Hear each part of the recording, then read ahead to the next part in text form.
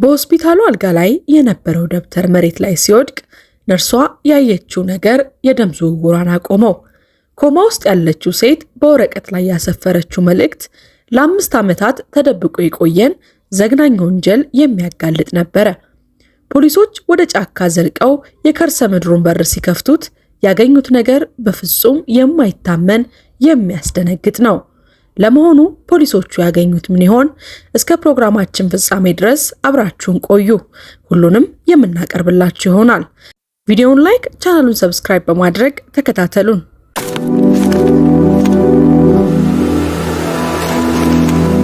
የጻፈችውን ነገር ባዩ ጊዜ ዶክተር ሳይሆን ፖሊስ ነበር መጥራት የነበረባቸው።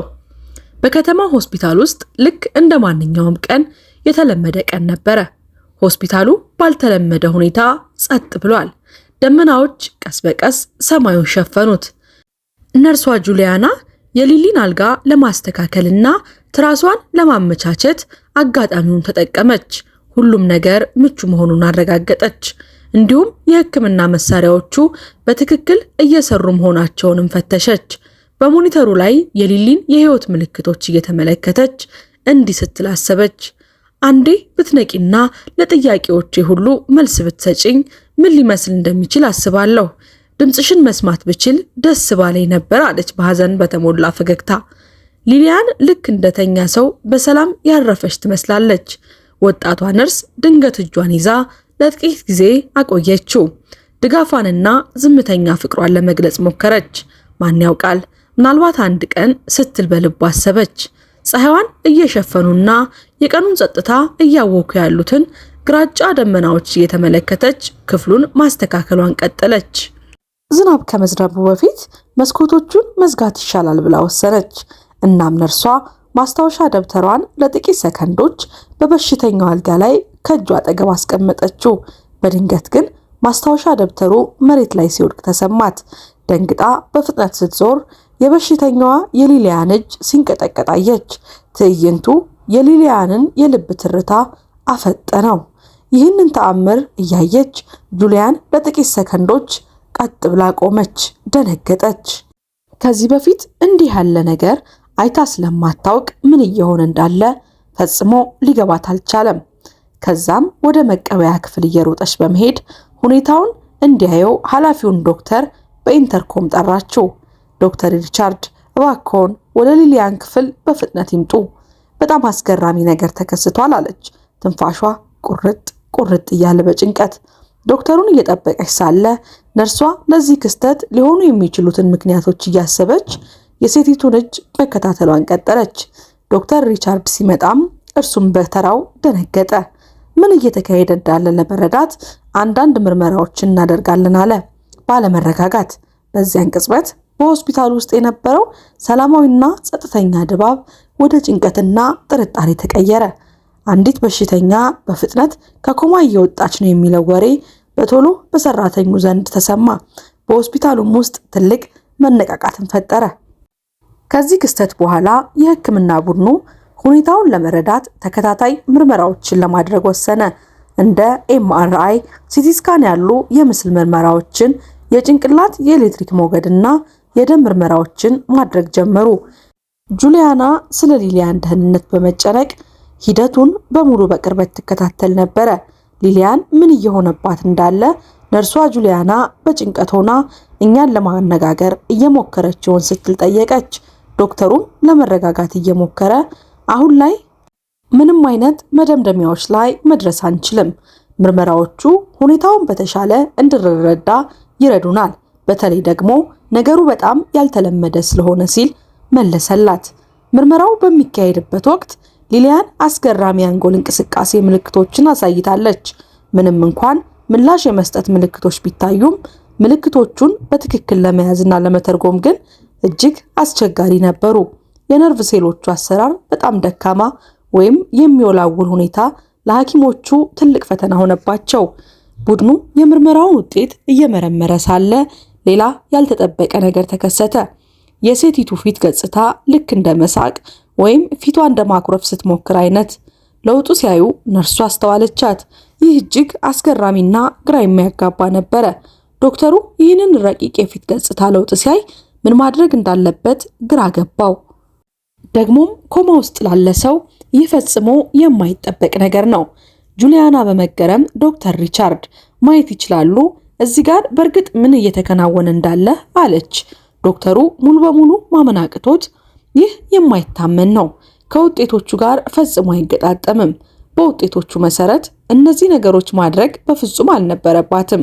የአንጎሏ እንቅስቃሴ በጣም አነስተኛ ነው፣ ይህም ትርጉም አይሰጥም ሲል አስተያየቱን ሰጠ። የሕክምና ቡድኑ ለሚያዩት ነገር ማብራሪያ ለመፈለግ የሊሊያንን ፊት በትኩረት ይመለከቱ ነበረ። በፊቷ ላይ የሚታዩ ለውጦች ረቂቅ ቢሆኑም የማይካዱና ለውጫዊ መነቃቃቶች ምላሽ የሚሰጡ ይመስላሉ። ነገር ግን ምን እየሆነ እንደሆነ ማንም ያወቀ የለም። ብትሰማንስ ስትል ወጣቷ ነርስ ጠየቀች። ዶክተሩ ግን አያያይ ያ የማይቻል ነው፣ ምርመራዎቹ ራሷን እንዳወቀች ፈጽሞ ያሳዩም ብሎ አቋረጣት። ነርሷን በመቃወም እባክዎትን ዶክተር፣ እኛ እያየን ያለነው ሌላ፣ ውጤቶቹ የሚሉት ሌላ ነው። ስለዚህ በምርመራ ውጤቶቹ ላይ ብቻ መተማመን ያለብን አይመስለኝም። እስቲ እናነጋግራት አለች። ልክ በዚያ ቅጽበት በሽተኛዋ ሊሊያን የከንፈር ጫፍ ለመሳቅ እንደምትሞክር አይነት ጥቂት ተንቀሳቀሰ። ይህ በእውነት የማይታመን ነው። እሺ እስቲ እናነጋግራትና በፊቷ ገጽታ ለውጥና በመግባባት ሙከራ መካከል ያለውን ግንኙነት ለማወቅ እንሞክር ሲል ዶክተር ሪቻርድ ባልተለመደው ክስተት ፊት ሙያዊ ብቃቱን መረጋጋቱን ለመጠበቅ እየሞከረ ሐሳብ አቀረበ። ከዛም ነርሷ ጁሊያና ወደ አልጋው ተጠግታ እንደ ሊሊያን ድምጽ ይሰማሻል? እንዲህ ያሉ ቀላል ጥያቄዎችን መጠየቅ ጀመረች። የምልሽን የምትረጅ ከሆነ ለመሳቅ ሞክሪ አለቻት። ጁሊያና ለሁሉም ሰው አስገራሚ ባልሆነ ሁኔታ ሊሊያን በፊቷ ላይ በጣም ጥቃቅን በሆነ ለውጥ ለጥያቄው ምላሽ እየሰጠች ትመስል ነበረ። የሕክምና ቡድኑ በዚህ ግኝት በመገረም በሴቲቱ ሁኔታ ላይ ጥልቅ ምርመራውን ማድረግ ጀመሩ። ከፊቷ ገጽታና ከእጇ እንቅስቃሴ በተጨማሪ ራሷን እንዳወቀች የሚያረጋግጡ ሌሎች የመግባቢያ ምልክቶችን መፈለግ ጀመሩ። ይህ አጓጊ ክስተት ሚስጥሩን ለመፍታት እርሷን ለመድናት የቡድኑ ቁርጠኝነት ይበልጥ አጠናከረው። ያልተጠበቁ ክስተቶች ከጀመሩ ጥቂት ቀናት አልፈዋል። ዶክተር ሪቻርድ በሁኔታው ግራ ተጋብቷል። ምክንያቱም የምርመራ ውጤቶቹ አሁንም ምንም አይነት ምላሽ እንደማትሰጥ የሚያሳዩ ቢሆኑም በተግባር የምታሳየው ግን ከዚያ ተቃራኒ ነበረ። ሊሊያን ቤተሰብ ስለሌላት ነርሷ እንደተለመደው በየቀኑ እየመጣች ታዋራታለች። በእውነት የሊሊያን ታሪክ ሚስጥር ነበረ። በዚያ አስከፊ ምሽት ከመገኘቷ በፊት የት እንደነበረች የሚያውቅ አንድም ሰው የለም። ሰው በሌለበት መንገድ ላይ ቆስላ በደም ተነክራ ተኝታ ነበረ። ማክስ የተባለ አሽከርካሪ በዚያ ሲያልፍ አግኝቷት ወደ ሆስፒታል አደረሳት። ያ ምሽት ቀዝቃዛና ዝናባማ ነበረ። ኃይለኛው ንፋስ ዛፎችን ያወዛውዛሉ፣ ቅጠሎችም በአየር ላይ ይበተኑ ነበረ። የመንገዱን ጨለማ የሚቀደው የመኪናው የፊት መብራት ብቻ ነበረ። ከዚያን ቀን ጀምሮ ኮማ ውስጥ ገብታ አልነቃችም። ማንም ሰው ፈልጓት አልመጣም። በዚያ ሆስፒታል ከቆየችም ዓመታት ሆኖታል። ሕይወቷ በዝምታ በብቸኝነት የተሞላ ቢሆንም የጁሊያና መኖር ግን ጥቂት መጽናናትን ሰጥቷታል። ነርሷ ስለ ሊሊያን ማንነት፣ ከየት እንደመጣችና ለምን ማንም ሰው እንዳልፈልጋት በሐሳብ ተዋዥቃለች። ወደዚህ አሳዛኝ ሁኔታ የደረሳት ምክንያትስ ምን ይሆን እያለች ታስባለች። እውነቱ እንዲወጣላት እንድታገግም በጣም ትመኛለች። ይህ በእንዲህ እንዳለ ዶክተሮቹ የፊት ገጽታዋንና የእጇን እንቅስቃሴ ምክንያት ለመረዳት ምርመራዎቹን ቀጥለዋል። የምርመራ ውጤቶቹ ተስፋ አስቆራጭ ቢሆንም መልስ የመፈለግ ሂደት ግን ለሁሉም የግል ሙያዊ ፈተና ሆኖባቸዋል። በተለይም ሊሊያን ወደ ቀድሞ ሕይወቷ እንድትመለስ ለመርዳት የቆረጠችው ነርሷ ጁሊያና። ቀናቶች እያለፉ ሲሄዱ ሊሊያን ልክ ምናባዊ በእስክርቢቶ እንደያዘ ሰው ጣቶቿን ቀስ በቀስ መጨበጥ ጀመረች። ወጣቷ ነርስ በእጇ ላይ እስክርቢቶ እንድታስቀምጥላት ሐሳብ አቀረበች። ነገር ግን ዶክተሩ አሁንም ጥርጣሬ ነበረውና ጁሊያና፣ ይህ ጥሩ ሐሳብ መሆኑን እርግጠኛ አይደለሁም፣ እንቅስቃሴዋን በተሳሳተ መንገድ እየተረዳ ነው ሊሆን ይችላል አለ ዶክተር ሪቻርድ። ዝም ብለን ብንከታተላት ይሻላል። ነገር ግን ጁሊያና ከሊሊያን ጋር ብቻዋን በሆነችበት ቅጽበት በእርጋታ እስክርቢቶ አውጥታ በጣቶቿ መካከል አኖረችላት። ሊሊያን እባክሽን አንድ ነገር ለመጻፍ ሞክሪ ስትል አበረታታቻት። ታሪኩ በጣም የሚገርም ነው። የሊሊያን እጆች መንቀሳቀስና እስክሪብቶ መያዟን ትልቅ ተስፋ ይጭራል። ይህ ጁሊያና በተስፋ ጠበቀቻት። መጀመሪያ ላይ እንደተጠበቀው ወረቀቱ ላይ የማይነበቡ ጥቂት ጭረቶች ብቻ ነበሩ። ነርሷ ግን ትንሽ ግራ ቢገባትም ነገር ግን ተስፋ አልቆረጠችም። በየቀኑ ከዶክተሩ በሚስጥር ሙከራዋን ቀጠለች። በመጨረሻም ሊሊያን በእያንዳንዱ ወረቀት ላይ ቁጥሮች የሚመስሉ ነገሮች ጻፈች። ዶክተሩም ሴቲቱ ልትነግራቸው የፈለገችው ነገር መጻፏን እንድትቀጥል ጠየቃት። ሊሊያን ብዙ ጽሑፎችን፣ ቁጥሮችን፣ ከዚያም በድንገት ኤን የምትል ፊደልን ጨመረች። ምንም ትርጉም የሚሰጥ አልነበረም። በድጋሚ ተከታታይ ቁጥሮችን ኢ የምትል ፊደልች ጻፈች። አምላኬ ሆይ ምን እየሆነ ነው? ሊሊያን ምን ማለት ፈልገሽ ነው? ዶክተሩ ግራ ተጋባ። ከዚያም ቀደም ሲል በቴክኖሎጂ በጂኦሎኬሽን ባለሙያ የነበረ አንድ ሐኪም ማስታወሻውን ተመልክቶ እንዲህ ሲል አስረዳ። ይህ ቦታ የመጠቆሚያ ቅንጅት ኮኦርዲኔት ይመስላል። ኤን እና ኤ የሚሉት ፊደላት ኖርዝ እና ኢስት የሚሉት ምስራቅና ሰሜን ናቸው የሚሉትን የላቲቲዩድና የሎንጊቲዩድ አቅጣጫዎችን ያመለክታል። እነዚህ ቁጥሮች ደግሞ የአንድ ቦታ መገኛ ሊሆኑ ይችላሉ። መላው የሆስፒታል ሰራተኞች ይበልጥ ተገረሙ። ቡድኑም ሊሊያን መጻፏን እንድትቀጥል አበረታቷት። ቅንጅቶቹን አጠናቀቀች። በኢንተርኔት ሲፈልጉ ቁጥሮቹ ከ25 ማይል ርቀት ላይ በሚገኝ ደን ውስጥ ያለ አንድ ራቅ ያለ ቦታ እንደሚያመለክት አወቁ። ሁኔታው እየተወሳሰበ ሲመጣ ሐኪሞቹ ፖሊስ መጥራት ወሰኑ። ከሊሊያን ኮማ ጀምሮ እስካሁን የቦታ መጠቆሚያ ድረስ ያለውን ሁኔታ በሙሉ ለፖሊሶቹ አስረዱ። እንዲሁም ኬርፉል ተጠንቀቁ የሚል የሚመስል ቃልም ጽፋ ነበረ። ፖሊሶቹም ጥንቃቄ በማድረግ ወደ ተጠቀሰው ቦታ ፍለጋ ቡድን ላኩ። ከዚያ ሲደርሱ ግን መጀመሪያ ላይ ምንም ነገር አላገኙም።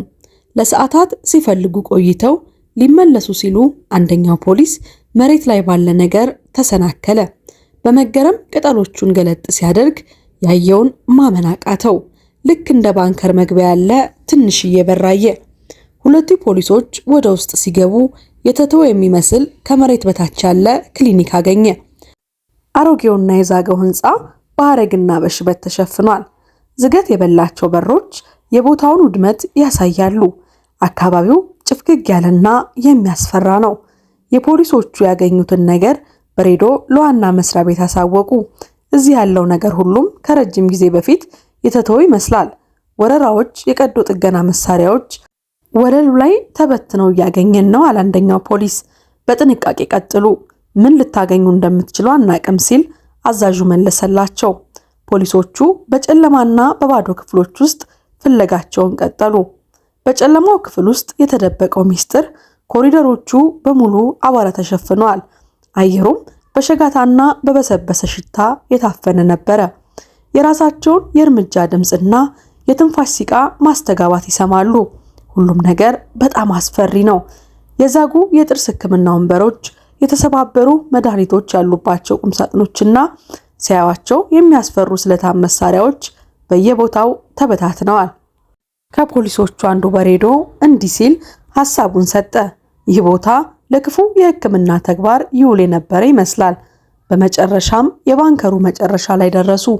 እዚያም በውጭ በኩል በበርካታ ቁልፎችና በወፍራም መቆለፊያዎች የታሸገ እዚህ ይገኛል ተብሎ የማይታሰብ በር አገኙ።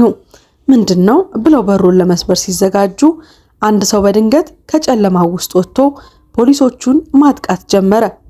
ጥቃት እየደረሰብን ነው፣ ያልታወቀ ተጠርጣሪ አለ ሲል አንደኛው ፖሊስ በሬዲዮ ጮኸ። ከባድ ትግል ከተደረገ በኋላ ፖሊሶች ሚስጥራውን ሰው በቁጥጥር ስለዋሉት ሁኔታውን ይበልጥ ማጓጓ ያደረገው። ሁሉም ሰው በዚያ በር ጀርባ ምን ይኖር ይሆን ብሎ ተጠራጠረ። ተጠርጣሪው ተይዟል፣ አሁን በሩን ለመክፈት እየሞከርን ነው ሲሉ ለመልእክት መቀበያ ጣቢያው አሳወቁ። የጭንቀትና የፍርሃት ስሜት ጨመረባቸው። ፖሊሶቹ ከበሩ ጀርባ አስከፊ ነገር ሊያገኙ እንደሚችሉ በማሰብ በከፍተኛ ጥንቃቄ ቁልፎቹን ሰበሩ። ላልታወቀ ነገር ራሳቸውን ቢያዘጋጁም ሊገለጥ ላለው ነገር ለዛ እውነት ግን ምንም ሊዘጋጁ አልቻሉም ነበረ። በመጨረሻም ፖሊሶቹ በሩን በኃይል ከፈቱት። ክፍሉ ጭልም ያለ ነበረ። በፍጥነት የእጅ ባትሪያቸውን አብርተው መሳሪያዎቻቸውን ደቀኑ። ያዩት ነገር ግን በጣም አስደንጋጭ ከመሆኑ የተነሳ ምንም አይነት ምላሽ መስጠት አልቻሉም። በፊታቸውም ላይ ግራ መጋባትና ሽብር ይታይ ነበረ። አምላኬ ሆይ አለ አንደኛው። ንግግሩ መጨረስ አቅቶት ይህ እንዴት ሊሆን ይችላል ሲል ሌላኛው በሚንቀጠቀጥ ድምፅ ጠየቀ። የክፍሉ ጥግ ላይ እርስ በርስ ተቃቅፈውና በፍርሃት እየተንቀጠቀጡ ያሉ አንዲት በአስራዎቹ ዕድሜ የምትገኝ ልጃገረድና የ5 ዓመት ገደማ የሚሆን ወንድ ልጅ ይታያሉ። ፖሊሶቹ ሊያረጋጓቸው እየሞከሩ ቀስ ብለው ተጠጓቸው። አይዟችሁ፣ አሁን ምንም አትሆኑም፣ እኛ እናንተን ለመርዳት ነው የመጣነው አሉ። ሕፃናቱ በደረሰባቸው መከራ ክፉኛ ተጎድተው ስለነበረ ፖሊሶቹን በጥርጣሬ ይመለከቱ ነበረ። ቢሆንም ግን እንዲረዷቸው ፈቀዱ። ከባንከሩ ወጥተው የፀሐይ ብርሃን ሲያዩ ትንሹ ልጅ ፊቱን ሸፍኖ ማልቀስ ጀመረ። ጮኸ። እህቱ አቀፈችውና ተረጋጋ ሂያጎ፣ ይህ ውጭ ያለው ፀሐይ ብቻ ነው አለችው። ልጆቹ ምን ያህል በተመጣጠነ ምግብ እጥረት እንደተጎዱና እንግልት እንደደረሰባቸው በግልጽ ይታያል። ፊታቸው የገረጣ፣ አይኖቻቸው የሰመጡ፣ ልብሶቻቸውም የቆሸሹና የተቀዳደዱ ነበሩ። ትንሿ ልጅ ጸጉሯ ተመሰቃቅሏል፣ ተንጨባራለች። ትንሹ ልጅ ደግሞ በመላ አካሉ ላይ የመቁሰል ምልክቶች ነበሩት። በጣም ብዙ ጥያቄዎች ነበሩ። እነዚያ ልጆች ማን ናቸው? ያ ሚስጥራዊ ሰው ማን ነው? እንዴት እዛ ሊገኙ ቻሉ? ወደ ሆስፒታሉ በመሄድ ላይ ሳሉ በመንገድ ላይ ሕፃናቱ በማንኛውም ቅጽበት እንዳይለያዩ በመፍራት እርስ በርስ ተጣብቀው ነበረ። ፖሊሶቹ ሊያነጋግሯቸው ቢሞክሩም ጥቂት ቃላትን ብቻ እየተናገሩ በፍርሃት ይመለከቷቸዋል። ሆስፒታል ሲደርሱ በጁሊያና የሚመራው የሕክምና ቡድን ይጠብቃቸው ነበረ። የሆስፒታሉ ሰራተኞች በፍቅርና በጥንቃቄ ተቀበሏቸው።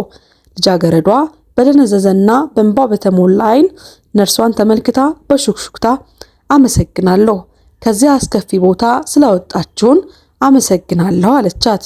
ጁሊያናም ፈገግ ብላ አይዞሽ፣ አሁን በሰላም እጅ ላይ ናችሁ፣ እኛ እንንከባከባችኋለን ስትል መለሰችላት።